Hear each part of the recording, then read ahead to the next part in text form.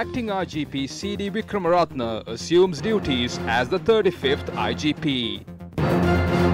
8 wildlife trade unions launched trade union action opposing the act of State Minister Vimalavira Disanayaka.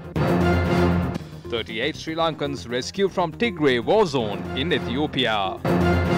Minister of Education G.L. Piri says Batikolo campus to be utilized by the students enrolled to government universities. Diego Maradona bids adieu.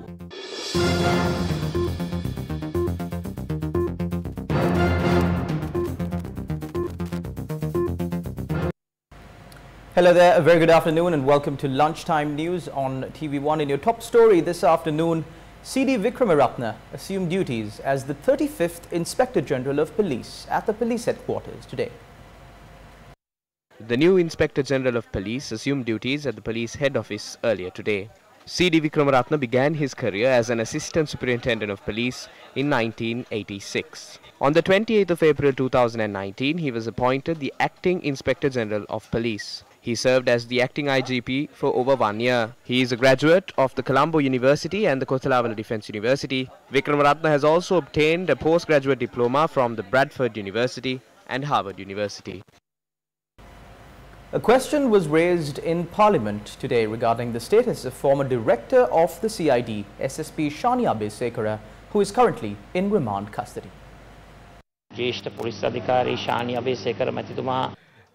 Shania Besekara has contracted COVID-19 and has been transferred from Maharat to a quarantine facility in Galnava. I would like to remind you that he suffers from heart conditions and diabetes.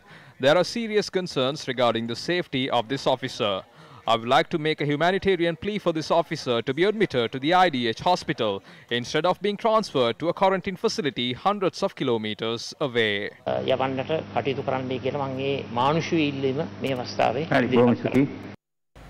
In more news from Parliament, Minister of Education G.L. Piri was questioned today regarding the future course of action on the controversial Batikolo campus. The President and the opposition at the time before the election said that the Batikolo campus, this Sharia university, will be taken over by the government. Now you are the government and you are the minister in charge of education. I would like to know whether this illegal university built by former Governor Hizbullah will be taken over by the government. Honorable Minister, we have decided to largely increase the number of students accepted by local universities. Last year we accepted only 30,000 students. This year we will accept 40,500. In order to do this, we need additional facilities. We hope to use the facilities at this university for that purpose. This university has more advanced facilities than the Peradeniya and Colombo universities. The policy of our government is to acquire this university for the benefit of our students. A person or a fund receiving such an amount of foreign funds without the knowledge of the Department of Foreign Resources is wrong. We are not saying don't bring in money, but details of all the funds received must be disclosed to the government. That, Honourable Minister, is our policy. I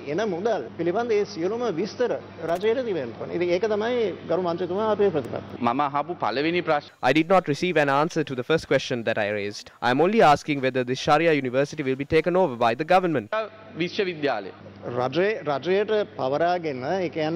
We have not arrived at a final decision as of yet on which university we will affiliate to it and how the students will be accepted after the university is taken over, but we will clearly not allow it to remain as a private institution. We will take it over and use it for the benefit of university students. There is nothing to hide there. We openly admit it.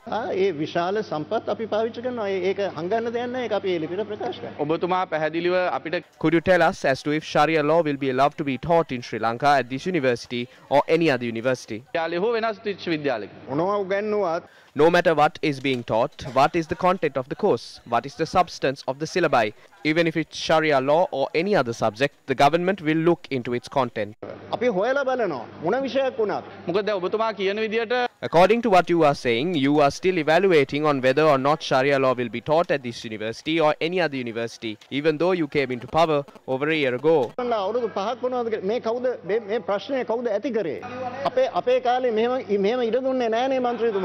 The foundation stone for the Sharia University was laid during the reign of your government. Do not pass the buck. You are in power now.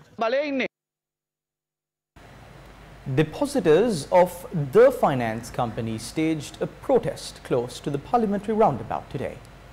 According to our correspondent, the protest that began at 9 this morning lasted for about an hour.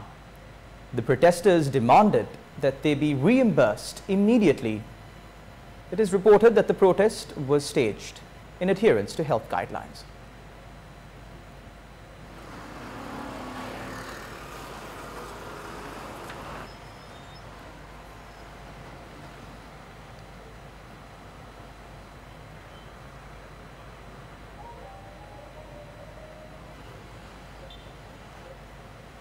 The plight of the finance company PLC depositors was also discussed in Parliament today. It was opposition leader Sajith Premadasa who questioned the government regarding the future course of action on the finance company.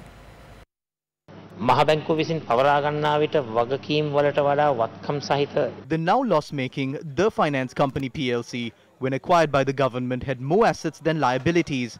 Now, due to this, more than 10,000 investors are facing difficulties as they have not received interests for their deposits for the last 6 months. The government has decided to close down The Finance Company PLC.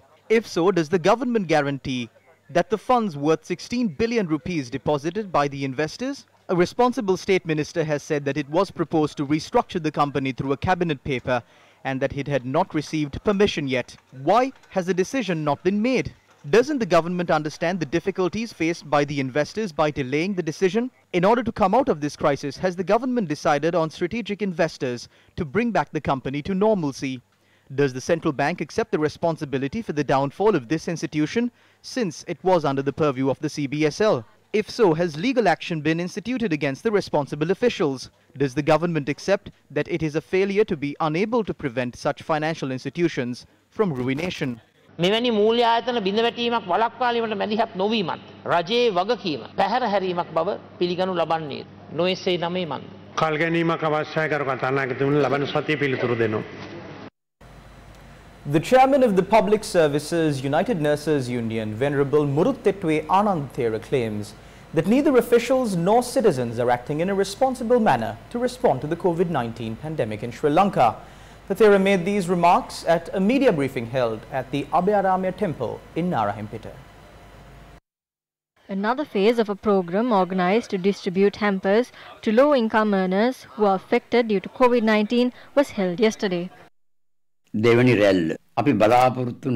is evident that the second wave is worsening day by day. The people are not adhering to health guidelines. Health authorities seem to be doing the minimum. They provide the minister with information to speak of in parliament, but we can see they are concealing the reality of the issue. The minister had issued shallow answers. It is our opinion that she should answer more diligently while respecting her post. Schools should have reopened in January. If a cluster emerges from schools, this matter will worsen. The person appointed as the secretary to the president works in branches of regulation. There is no way for the country to move forward. We would like to remind the government to take all these into account. The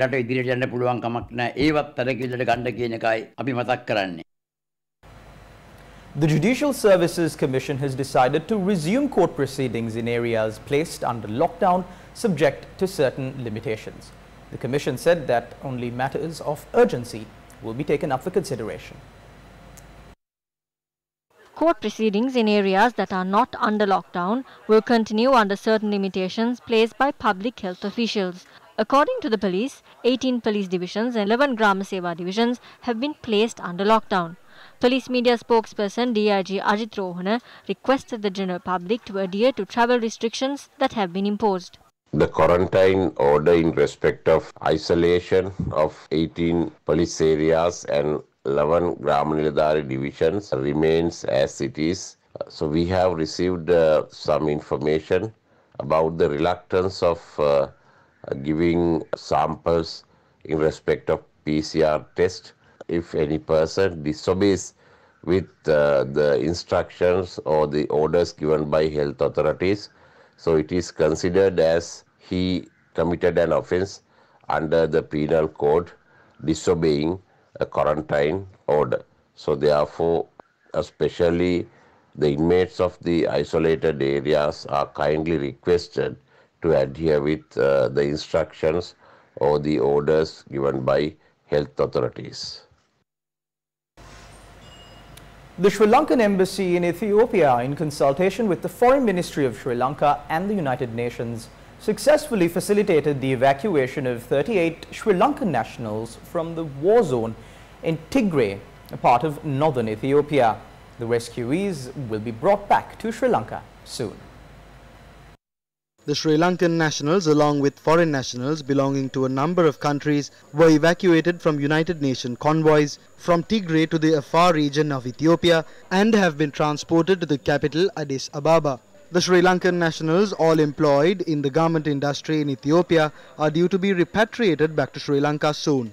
The government of Ethiopia commenced military operations in the Tigray region on 4th of November 2020 after regional forces belonging to the Tigray's People Liberation Front attacked a federal army base. Prime Minister of Ethiopia said that the military offensive in Tigray is in its final stages and an assault on the main city in the region is imminent. The country's Prime Minister requested the residents of the area to remain indoors to minimize civilian casualties. The time period granted by the government of Ethiopia for the Tigray's People Liberation Front to surrender ended yesterday. Hundreds of casualties have been reported during the clashes that ensued between the government forces and the Tigray People's Liberation Front. Wildlife officers attached to 8 trade unions launched an island-wide strike today against the actions of the State Minister of Wildlife, Vimalavira Dissanayake. The chairman of the All Ceylon Joint Wildlife Officers Association, Prabhat Karunatilaka, said that more stern action over the incident will be taken in the future. We have decided to take this union action based on the irate behavior of the State Minister and his stark violation of the laws in the country, and also for ordering wildlife officials to breach those laws. We have launched this struggle to protect our sensitive ecosystems from ministers who act with no knowledge of the value of biodiversity. The State Minister of Wildlife met with residents of Veheragodayaya in Polonnaruwa yesterday. Locals in the area requested the State Minister to return their lands, which was taken over by the Jayagaluma Valley National Park. Locals had also requested permission to allow their cattle to enter the national park. A tense situation arose between the State Minister of Wildlife, Vimalavira Dissanayake, and a group of wildlife officers present at the location. The Police Narcotics Bureau has launched investigations over Sri Lankan fishermen who were arrested in India for the possession of firearms and heroin. This probe began after the Indian Coast Guard officially notified Sri Lankan authorities of the arrests. 6 Sri Lankan fishermen were arrested by the Indian Coast Guard in the southern Tuticorin seas while in possession of 119 grams of heroin. Police said the arrests were made during operations conducted over the course of 9 days. 5 firearms were also seized from the possession of the fishermen. The impounded vessel, Shinaya Dua, had set sail from Negombo. The Indian Coast Guard suspects the stock of heroin was collected from Pakistan. And that's a wrap of Lunchtime News on TV1. To follow details of these stories and more, you can log on to our award-winning website, www.newsfirst.lk. I'm Charlene Benedict for the Newsfirst team. Take care.